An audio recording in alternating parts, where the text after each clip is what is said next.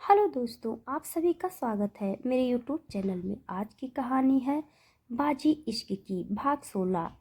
खुशी ने जैसे ही रजत को धक्का दिया, वो उससे थोड़ा दूर हो गया और खुशी रजत के करीब आने से खुद को संभाल नहीं पाई और बुरी तरह से कांपने लगी। रजत ने जब खुशी को एक बार फिर उसी हालत में देखा जो उसने पहले देखी थी, तो रजत बहुत डर गया। वो जल्दी से खुशी के पास जाकर उसे संभालना चाहता था, लेकिन खुशी ने खुद को उससे और दूर करके कहा, नहीं, मेरे करीब मत आना, प्लीज मुझे मत छूना, दूर रहो मुझसे।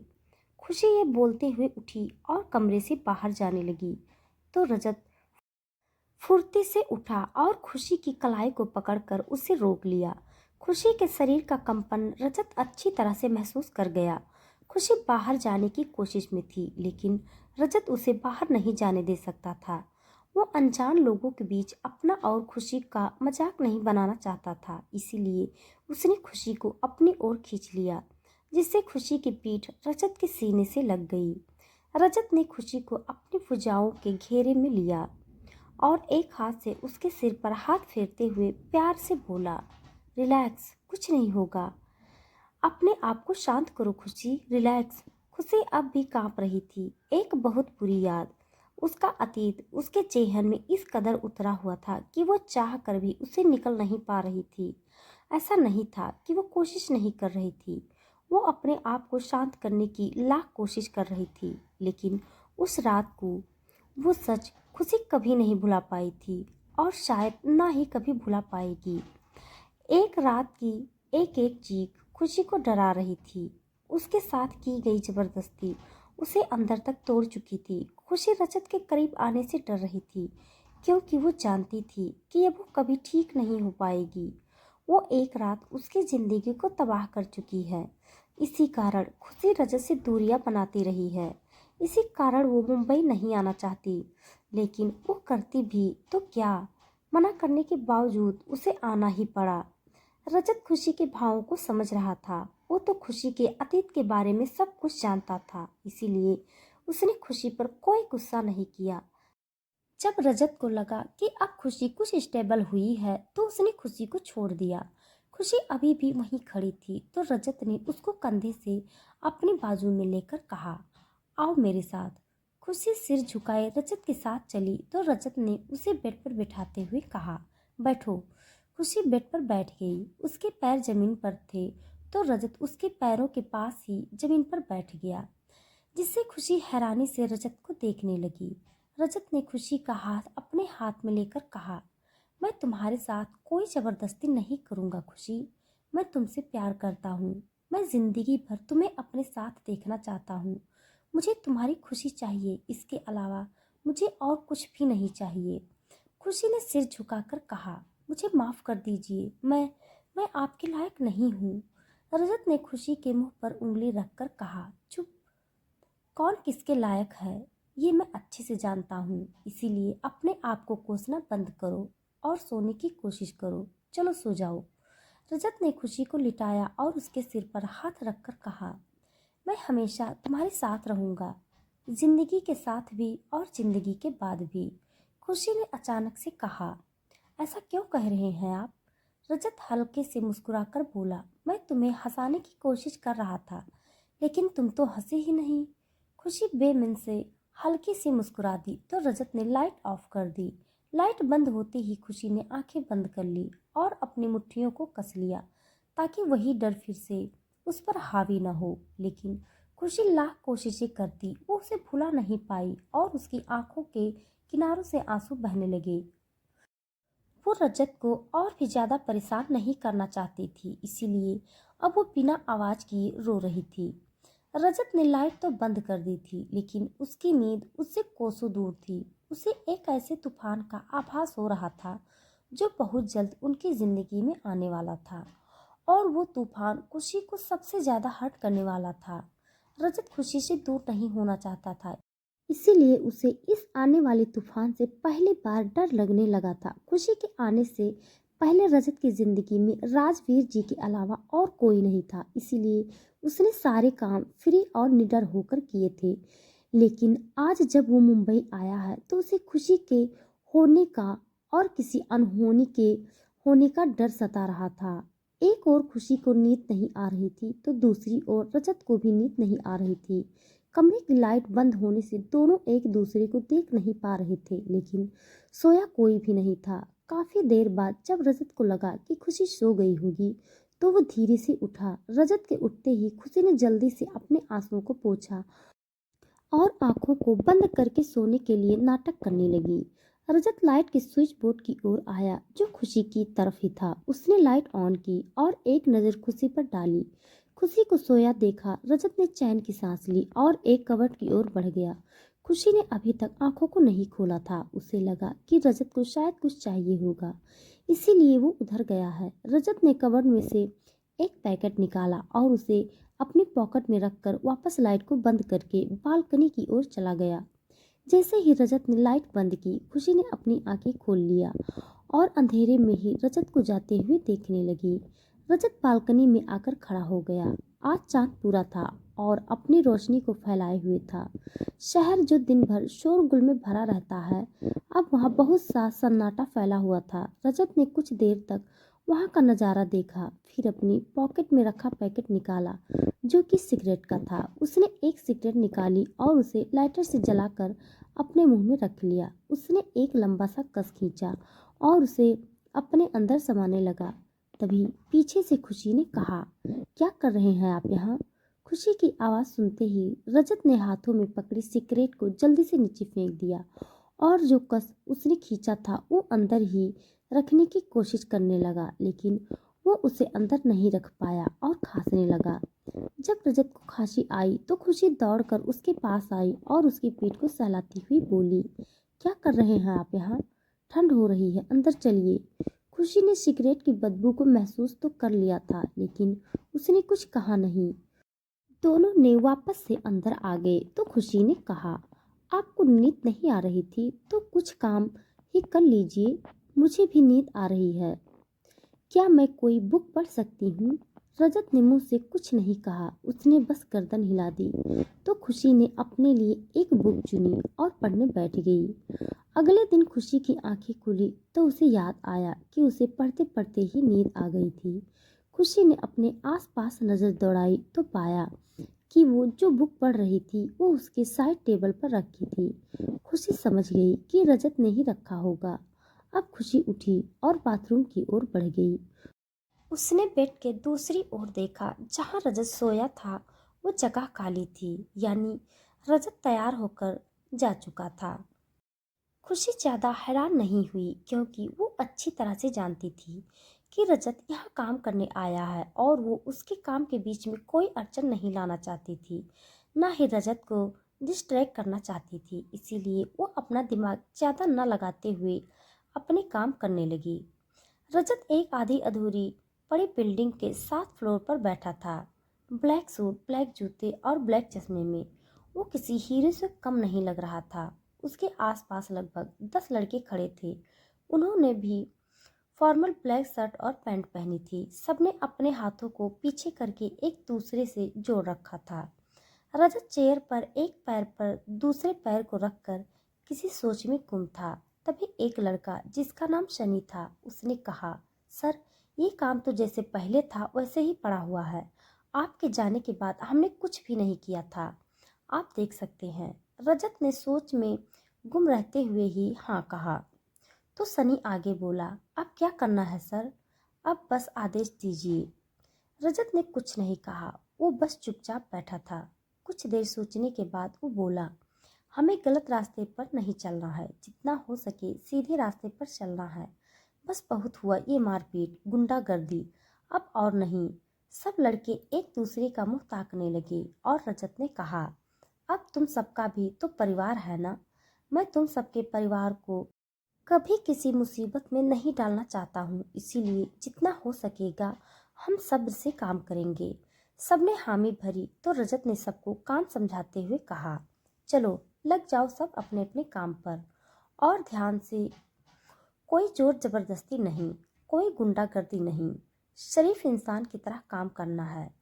इस बार सबने यस सर कहा और एक एक करके सब चले गए। रजत ने अपनी जेब से एक सिगरेट निकाली और उसे जलाकर मुंह में रखते मन ही मन सोचा, आशा करता हूँ सब काम ठीक से हो जाए, वरना मेरे पहले वाले रूप में आने से मुझे कोई नहीं रोक सकता। उसने एक लंबा कस खींचकर आंखों को बंद किया ही था कि उसके जेहन में खुशी का चेहरा तैर गया।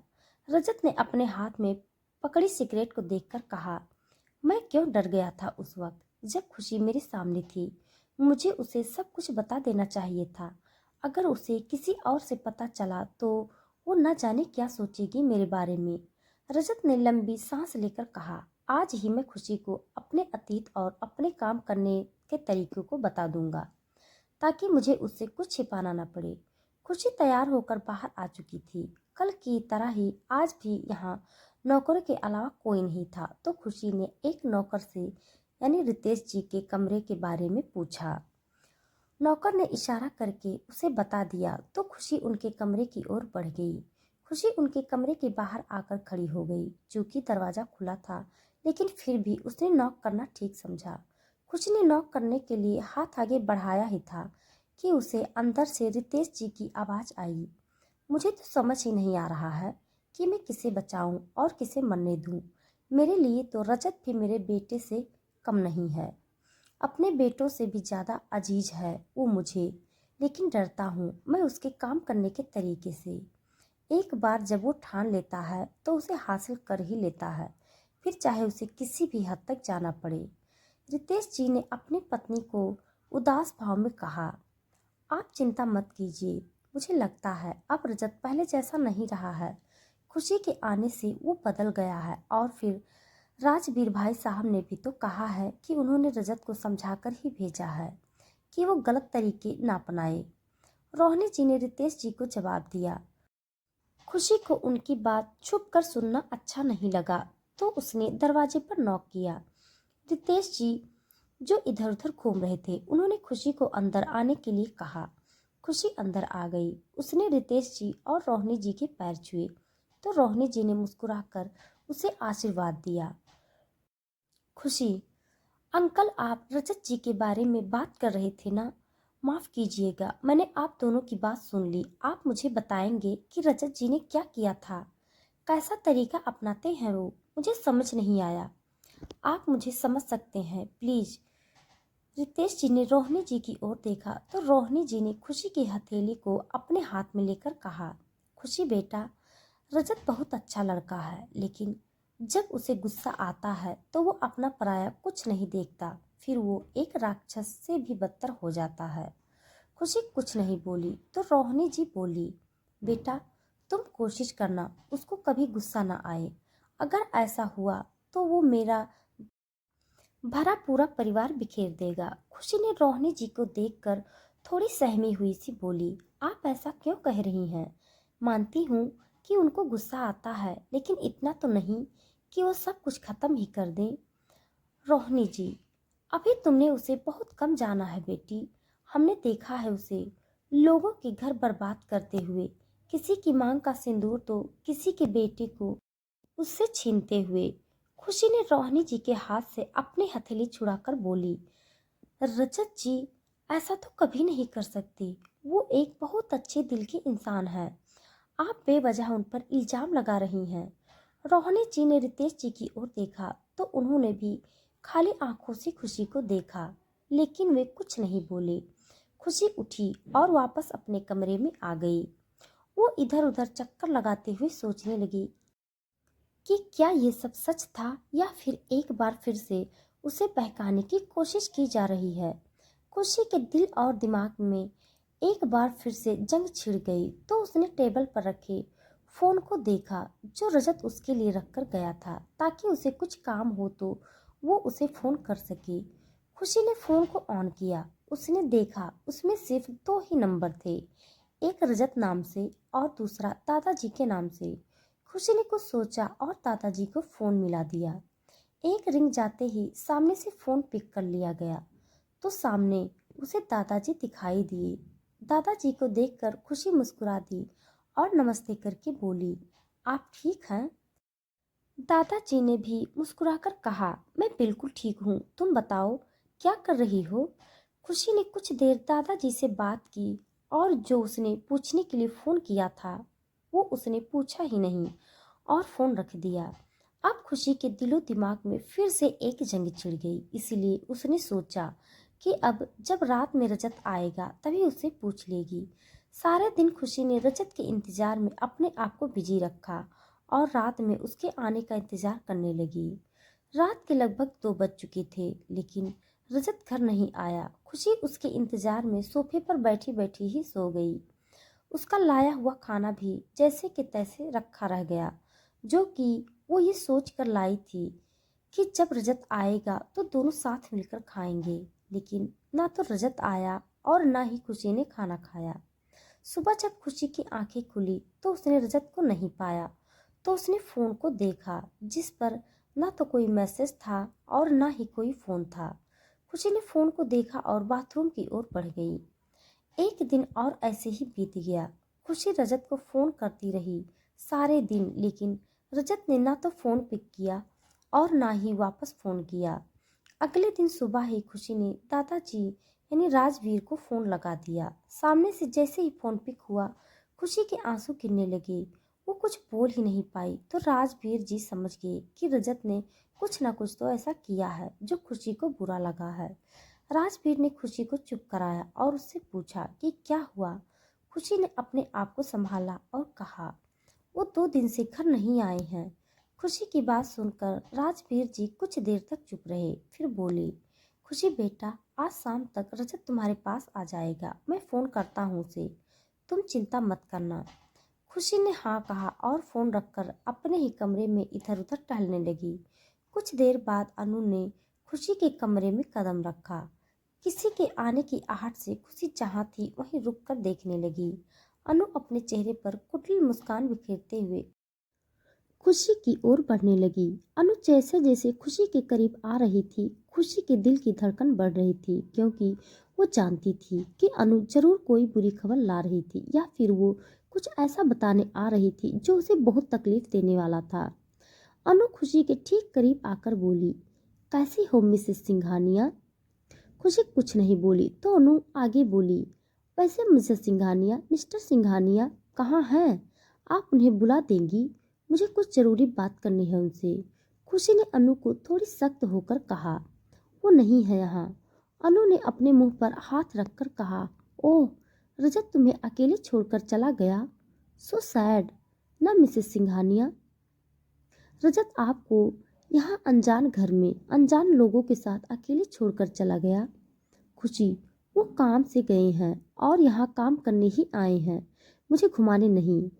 अनु खुशी के आसपास घूमते हुए बोली, वैसे आपको कुछ दिखाना था मिसेस सिंघानिया। खुशी ने अनु की बात पर कोई जवाब नहीं दिया तो अनु ने अपना फ़ोन निकाला और खुशी को कुछ दिखाते हुए बोली, ये देखिए मिस्टर सिंघानिया का बहुत ज़रूरी काम, देखिए कितनी शिद्दत से कर रहे हैं अपना काम। खुशी ने अन्नू को घूर कर देखा और गुस्से से बोली, अगर आपका हो गया तो आप जा सकती हैं।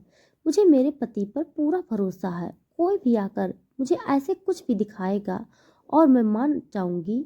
इतना कमजोर रिश्ता नहीं है हमारा।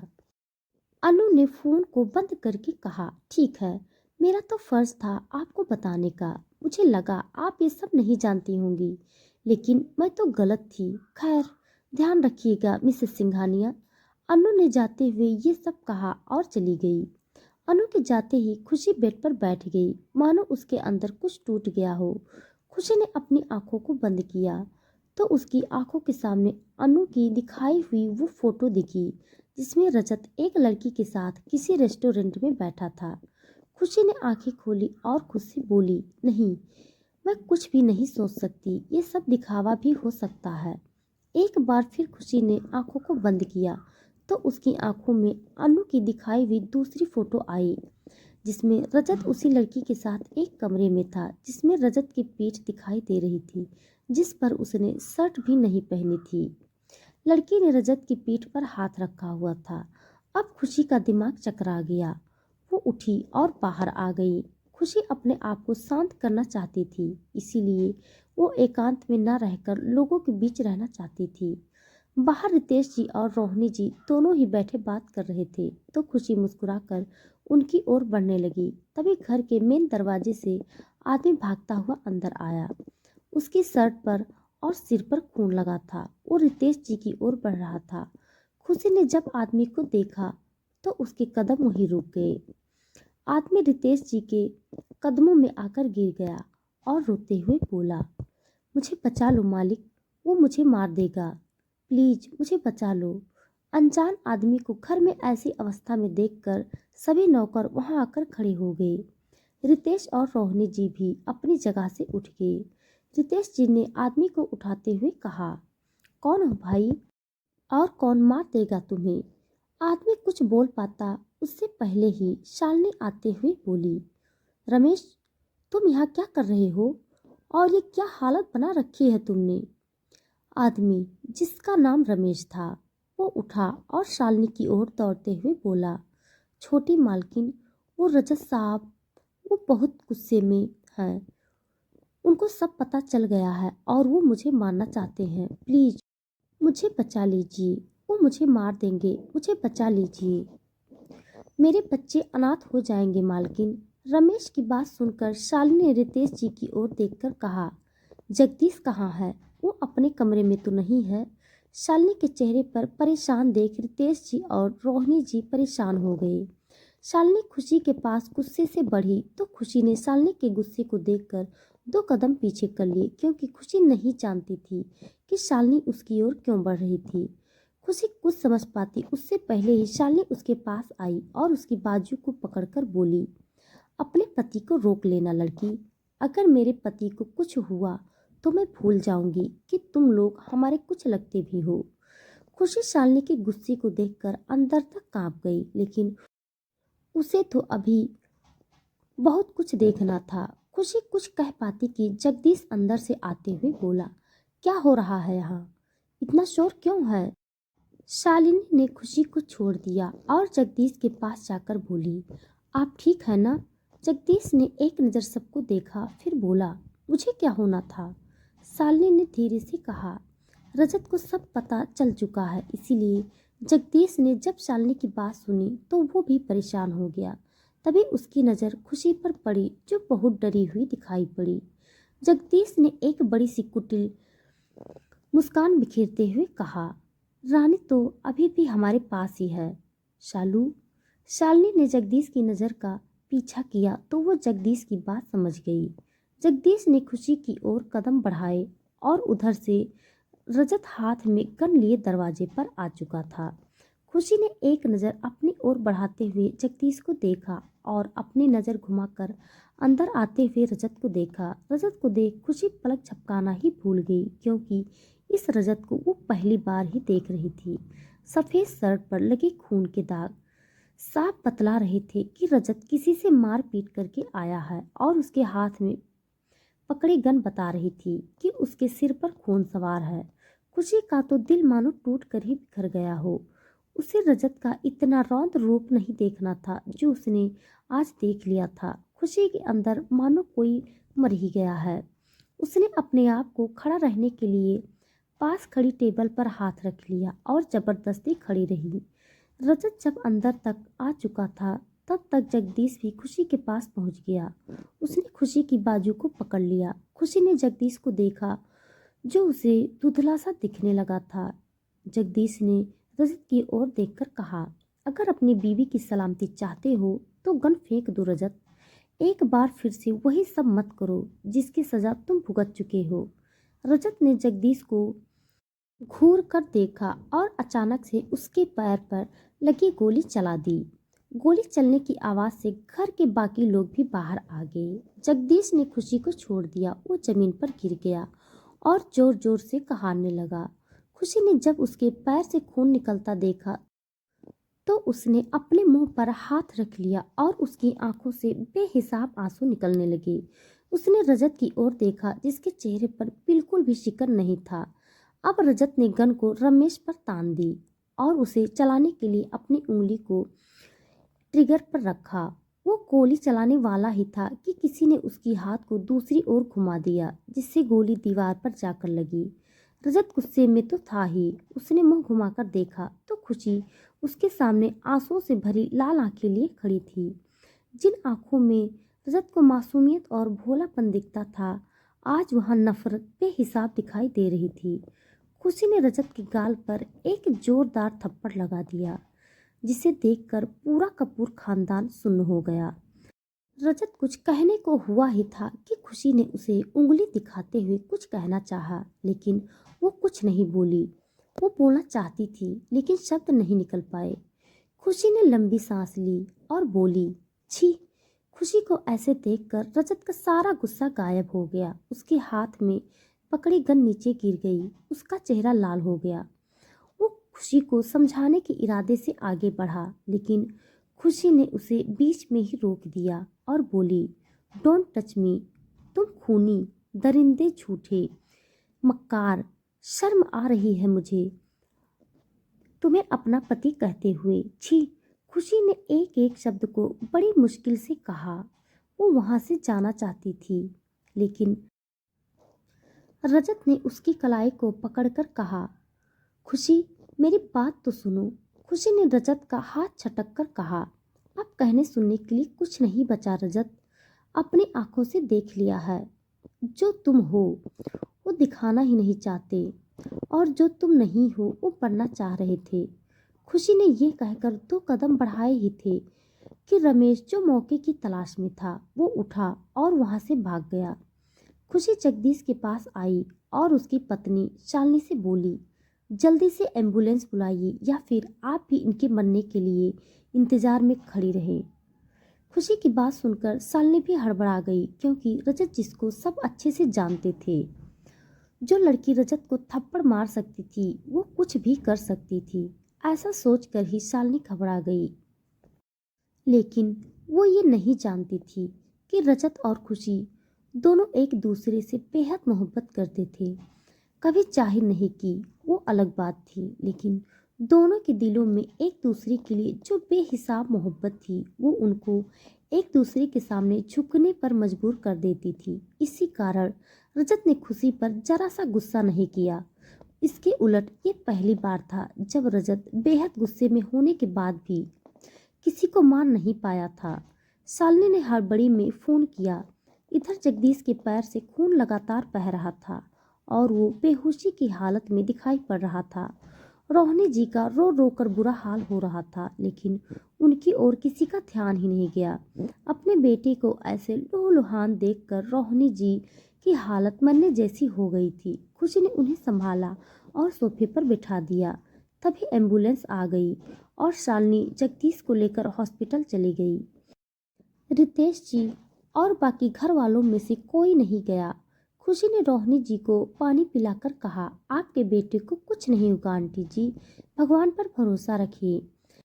रजत अभी भी वहीं खड़ा सब कुछ होते हुए चुपचाप देख रहा था, क्योंकि कहीं न कहीं उसे ये एहसास हो चुका था कि उसने खुशी को खो दिया है।